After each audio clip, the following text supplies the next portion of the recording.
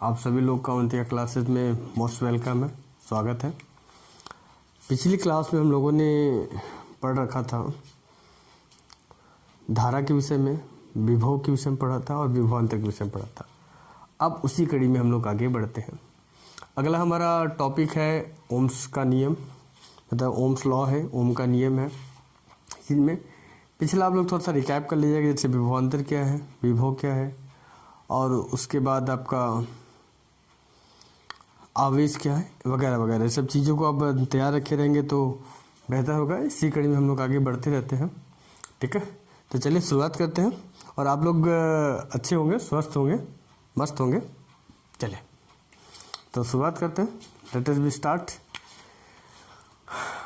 पहले हम लोग बात करते हैं परिभाषा पर।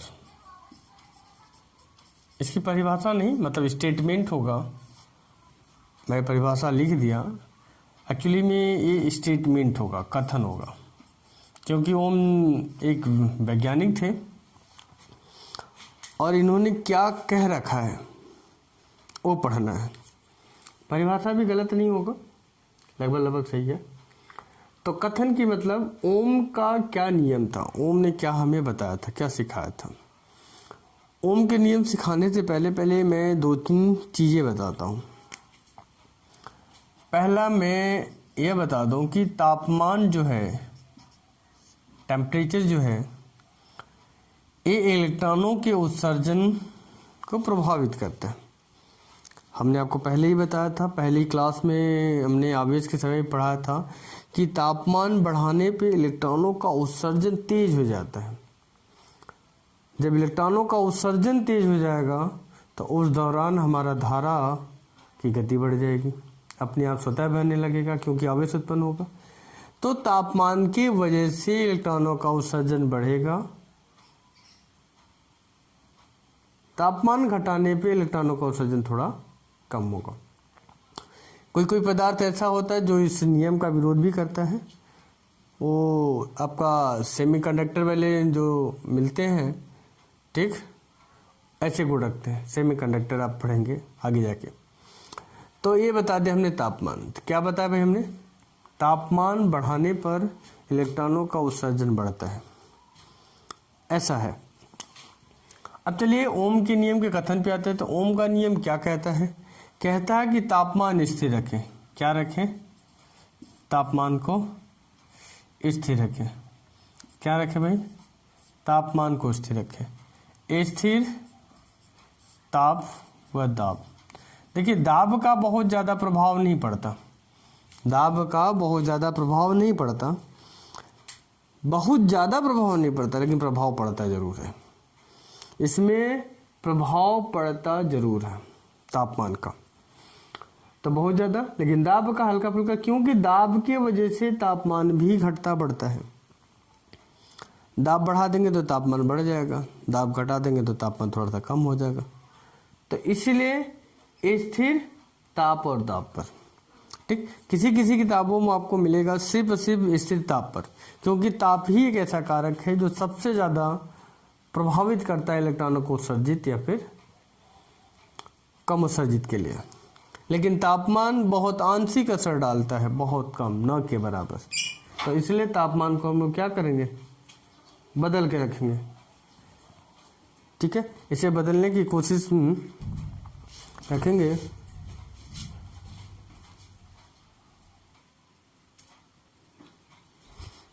चलिए आगे, कुछ नहीं, थोड़ा सा इधर का बल्ब जल गया था। आते हैं वापस।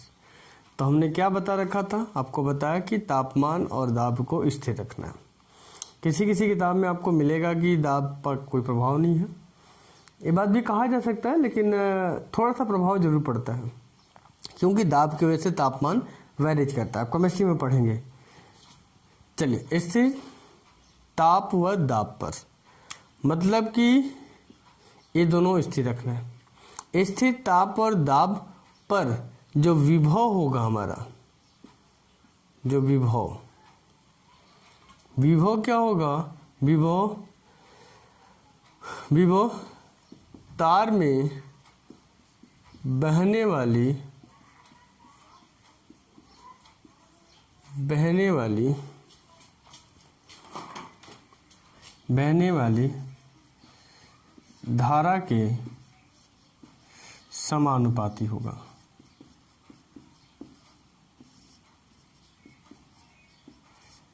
क्या कहा?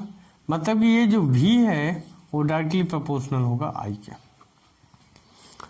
हमारा V क्या है? ये विभव है। आप इसको विभवांतर भी कह सकते हैं, ठीक है, कोई अर्थ नहीं, लेकिन विभव और विभवांतर में अंतर होता है, क्योंकि विभवांतर का मतलब है कि दो विभवों का अंतर, दो विभव है उनके बीच में डिफरेंस कितना है, उसे हम विभवांतर कहेंगे। और विभव का मतलब है एक ही चीज़ है जिसे अनंत से खींच के लाया गया है। तो ये हमारा क्या है? विभव है। और I क्या है हमारा? ये वैद्युत धारा है। क्या है? वैद्युत धारा है, ठीक है। तो जितना विभव बढ़ाएंगे उसी हिसाब से धारा बढ़ेगा। विभव बढ़ाएंगे तो धारा भी बढ़ेगा, धारा जब घटाएंगे तब विभव भी घटेगा। मतलब कहने का मतलब है कि समानुपाती है कि दोनों क्या होंगे? एक निश्चित अनुपात में अग्रसर होते जाएंगे, बढ़ते हुए चले जाएंगे, वो घटेंगे बढ़ेंगे नहीं, ऐसा नहीं है। अगर एक घटेगा दूसरा का भी घट जाएगा, एक बढ़ेगा दूसरा का भी अपने साथ बढ़ जाएगा।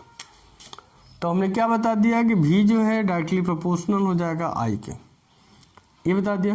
और जब V बराबर लिखेंगे, इसे हटाएंगे, एक देखिए पर्सनालिटी का सिंबल है, मतलब कि समानुपाती, ये जो बनाए हैं ये समानुपाती अथवा व्युत्क्रमानुपाती का प्रतीक है।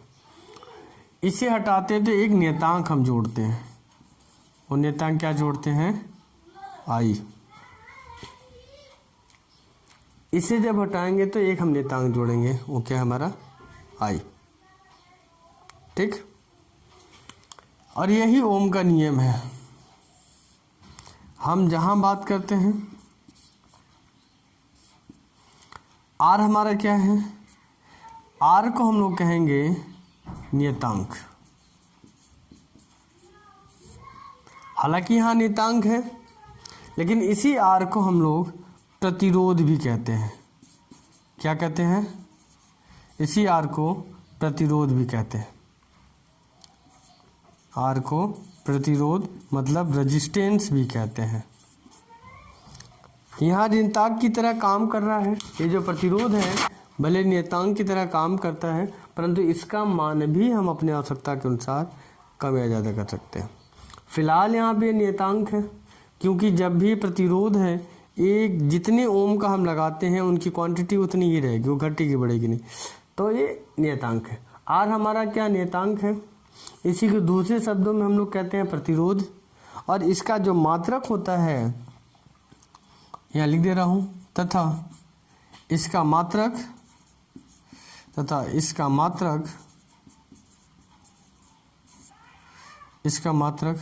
क्या होता है भाई? ओम होता है। इसका मात्रक ओम, ठीक। ओम का मैं सिंबल भी लिख दे रहा हूँ, इसका मात्रक ओम होता है। देखिए एक लेटर मैंने लिखा हुआ इस तरीके का, ऐसा, इस अक्षर का नाम ओमेगा है।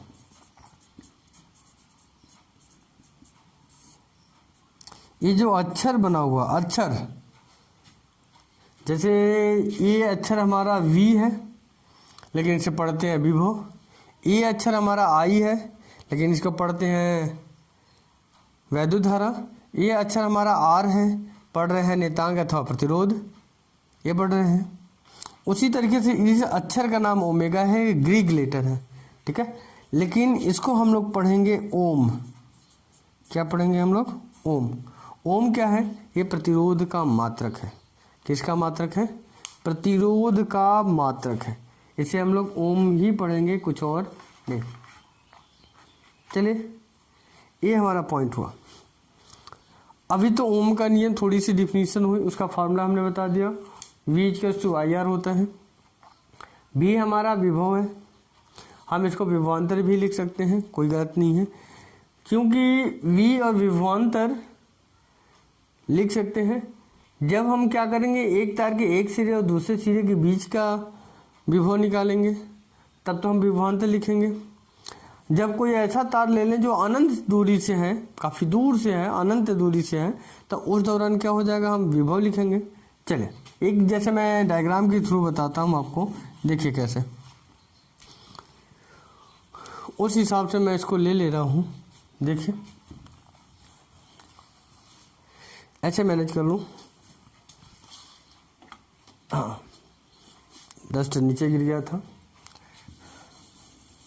चलिए मैं इस हिसाब से ले लूँ तो क्या, जैसे मैं एक तार ले रहा हूँ इस तरीके से, अनंत लंबाई का है, ये अनंत लंबाई का है, एक ऐसा तार है जिसकी लंबाई की कोई सीमा ही नहीं है। तो अब यहाँ से धारा बह के इसमें आएगी, तो इस दौरान हम भी लेंगे। एक तार हम ऐसे लेते हैं, यहाँ पे इसकी लंबाई मान लेते हैं ये है, यहाँ पे की लंबाई भी है, धारा यहाँ से बह के यहाँ आ रही है, तो यहाँ पे हम लेंगे विभवांतर,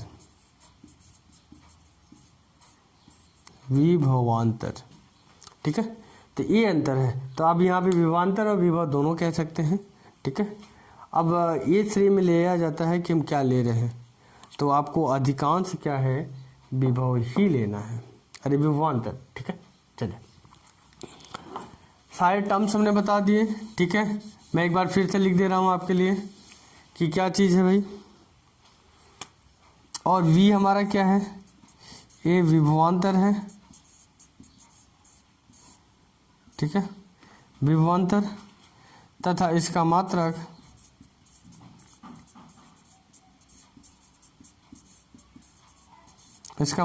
वोल्ट होता है, इसका मात्रक वोल्ट या जूल पर कूलम,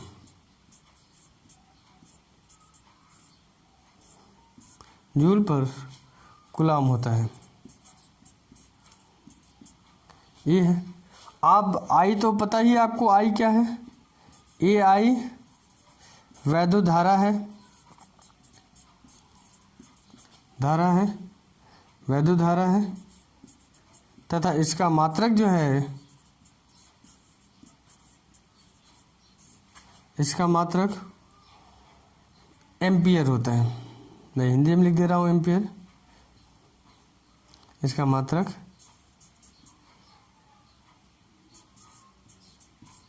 एम्पियर होता है। एम्पियर को भी दूसरे भाषा में हम लोग कूलम पर सेकंड कहते हैं, उसी का मात्रक है, तो आप याद रखिएगा। चलिए तो ये हो गया ओम्स का नियम। फिर से परिभाषा आप देख लीजिए, इसका कथन क्या है, उन्होंने क्या बताया था कि स्थिर ताप और दाब पर ये जो हमारा विभव होगा, विभव जो होगा तार में बहने वाली धारा के समानुपाती होगा। आप ऐसे कह सकते हैं, स्थिर ताप और दाब पर किसी तार का विभव उसमें बहने वाली धारा आई के समानुपाती होगा। आप इस तरीके से कह सकते हैं। छोटा सा डिफिनीशन आप याद कर सकते हैं, आप लिख भी सकते हैं। तो उसके बाद क्या क्या टर्म्स हैं हमने सारे बता दिए आपको। इसके भी क्या है, आर क्या है और आई क्या है, ये चीज़ बता रखा है। और ये जो यहाँ प्रतीक बनाया है, ये जो प्रतीक हमने बताया है, ये अनुपात का चिन्ह है। किसका अनुपात का है, अनुपात का। अनुपात दो तरीके के होते हैं, एक होता है समानुपात होता है, समानुपात, और एक होता है व्युत्क्रमानुपात, व्युत्क्रमानुपात।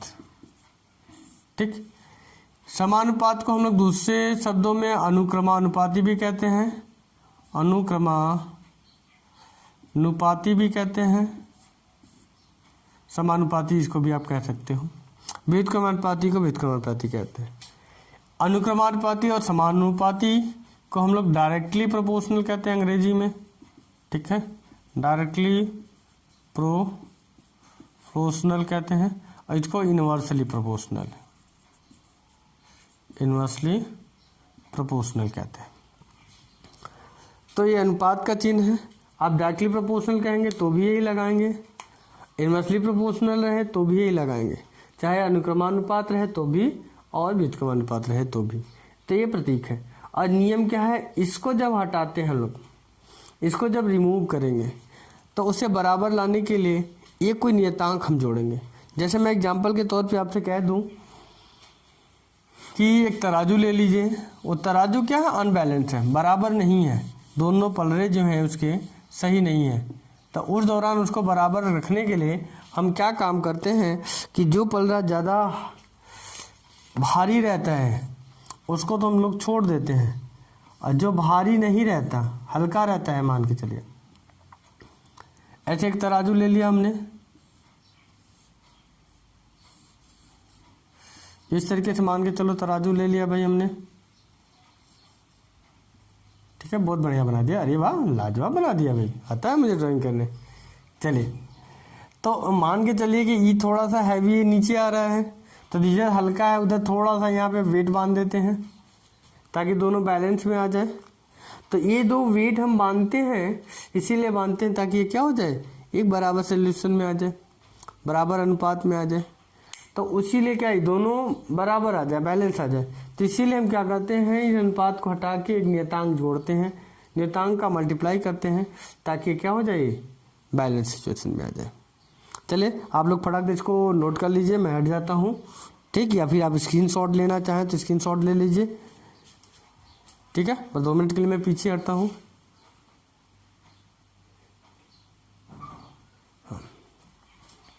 चलिए आप ले चुके होंगे। इसके बाद हमें आगे पढ़ना है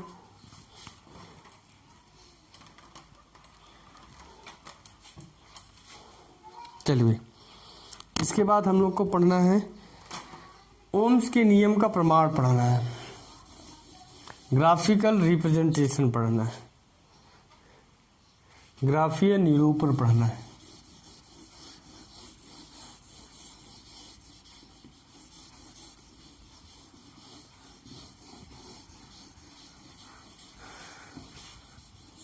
चलिए हमको पढ़ना है ग्राफीय निरूपण।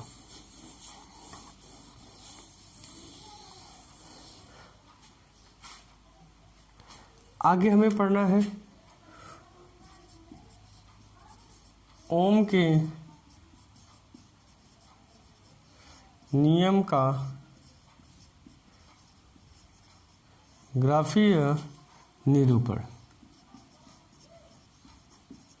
ग्राफीय निरूपण हम कहेंगे ग्राफिकल रिप्रेजेंटेशन,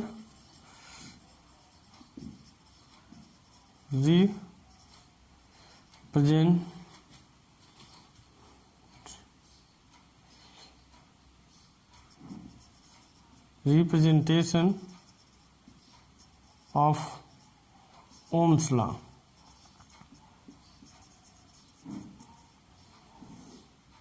ओम्स लॉ इसे हमें पढ़ना है। ओम्स लॉ का ग्राफिक रिप्रेजेंटेशन, ग्राफिकल रिप्रेजेंटेशन का मतलब यह होता है, ग्राफिकल रिप्रेजेंटेशन का मतलब, ग्राफिकल रिप्रेजेंटेशन का मतलब है कि ग्राफ के सहायता से हमें प्रमाणित करना होगा कि ओम्स का नियम कैसे सत्य है। चलिए भाई, ये हमारा बीज का अश्व मान लेते हैं IR है, बीज का अश्व क्या मान लिए हम लोग, IR मान लिए। चलिए अब हम लेट कर लेते हैं, हम मान लेते हैं, लेट कर लेते हैं R नियत है, क्या है बाबू, R नियत है। लेट मतलब मान लिए हम लोग, ठीक है, कि R क्या है, नियत है। तो कहने का, नियत कहने का मतलब है कांस्टेंट है, ठीक है, ये वेरीज नहीं करेगा।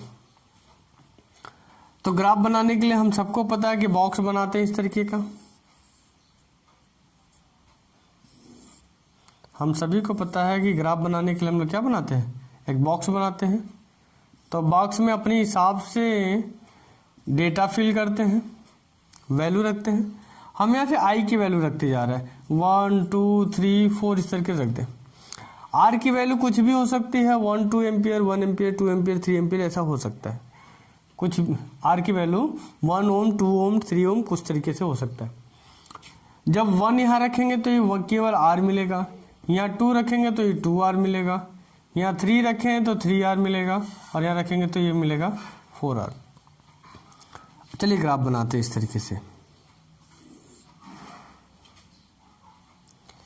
हम आई नीचे भी लिख सकते हैं, ऊपर भी लिख सकते हैं, ठीक है, लेकिन किताबों में अधिकांश आई को नीचे दिखाया जाता है, ठीक है। तो हमें रिप्रेजेंट करना है, हम आई यहाँ भी दिखा सकते हैं और यहाँ भी दिखा सकते हैं, कोई गलत नहीं। अगर आई यहाँ दिखा रहे हैं तो वी यहाँ हो, आई यहाँ दिखा रहे तो वी यहाँ होगा, अगर आई यहाँ दिखा रहे तो वी यहाँ होगा, ठीक है। ये थोड़े से कॉमन सेंस है, आप कहीं भी रिप्रेजेंट कर सकते हैं, कोई दिक्कत की बात नहीं है, ठीक है। लेकिन आप जहाँ भी दिखाएंगे उसे आप बताना पड़ेगा कि कहाँ पे आप लिए गए हैं, ठीक है। चलिए मैं इस तरीके से डेटा ले रहा हूँ भाई, आप बराबर लीजिएगा, क्योंकि मैं स्केल लेके नहीं बना रहा हूँ तो इसलिए मेरा हो सकता है कि छोटा बड़ा हो जाए। जैसे ये देखिए डिस्टेंस काफ़ी छोटा हो गया, मैं यहाँ ले लेता हूँ, ठीक है। जब आई पे मैंने 1 लिया तो r मिला, ठीक है, ये r हो गया, ये हमारा 2r मिल गया, ये हमारा 3r मिल गया, 4r, और ये हो गया 5r। इसको जब मिलाएंगे तो ये बिल्कुल देखो ये यहाँ मिलेगा, आई पे 1 तो 1 इसका सीधा ऐसे, और v पर r दोनों मिला दिए, आई पर ये 1 हो गया, 2 हो गया, 3 हो गया, 4 हो गया, 5 हो गया, ठीक है। चलिए तो 2 पे ऐसे सीधे मिला दें, देखिए इसका सीधे ऐसे जाएगा यहाँ तक, इसका सीधे, तो ये मिलेगा आपको, ये इस जगह पे मिलेगा। 3 का ऐसे सीधा यहाँ ले जाएंगे और 3 का सीधा ऐसे ले जाएंगे तो कहाँ मिलेगा भाई, ये इस जगह मिलेगा। इसको ऊपर ले जाएं इस तरीके से तो चौथा वाला मान के चलो यहाँ मिल जाएगा। अब इसको ऐसे मिला दें, बिल्कुल एक स्ट्रेट लाइन मिलेगी आपको, ये मिलेगा, नियत का प्रतीक बता रहा है।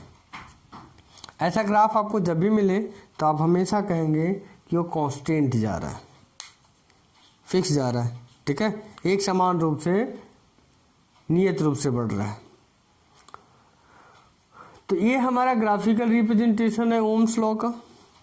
ओम्स लॉ ये हमें डिफाइन करता है कि हमारा r जो है नियत रहे। तो i का मान हम बढ़ा रहे हैं, हिसाब से देखो i का मान धीरे धीरे 1 2 3 ऐसे करते जा रहे हैं, 1 रखा 2 एम्पियर 3 एम्पियर ऐसे रखते गए, फिर उसके बाद यहाँ पे भी हम रखते गए, तो इस हिसाब से विभव भी हमारा बढ़ता गया, और धारा i का, जैसे देखो हमने 2 लिया तो 2 भी यहाँ मिला, और इसका कितना मिल रहा है 2, मतलब कि विभव बढ़ा है तो धारा का मान भी बढ़ गया। अगर धारा हम विभव क्या कर दें 3 एम्पियर कर दें, मतलब 3 वोल्ट कर दें, 3 वोल्ट करें तो फिर हमारा एम्पियर का मान भी बढ़ गया। कहने का मतलब यह है सीधी सी बात कि धारा आई क्या है, विभव के समानुपाती है, बस इतनी सी बात। तो चलिए भाई हमारा ये पॉइंट क्लियर हो गया, ओम्स लॉ का ख़त्म हुआ, ठीक है। ओम्स लॉ से और रिलेटेड दूसरे टर्म्स हैं, जैसे प्रतिरोधकता है, किसी पदार्थ की कितनी प्रतिरोधकता होती है, इसे भी बताना है, ठीक है। तो ओम्स लॉ के लिए बस इतना ही, आपका जितने टर्म्स जितने टॉपिक थे हमने बता दिया, आप पूरे कर लीजिए। आप इसका नोट्स बनाइएगा और याद कीजिएगा, जो चीज़ न आए तो प्लीज़ आप मुझे कमेंट करके बताइएगा, सर ये टॉपिक नहीं हुआ तो इस टॉपिक पे मैं क्या करूँगा, एक अलग से वीडियो बनाऊँगा, ठीक है। उस सेशन को आपको फिर क्लियर करने की कोशिश करूँगा, ठीक है। Okay, thank you very much.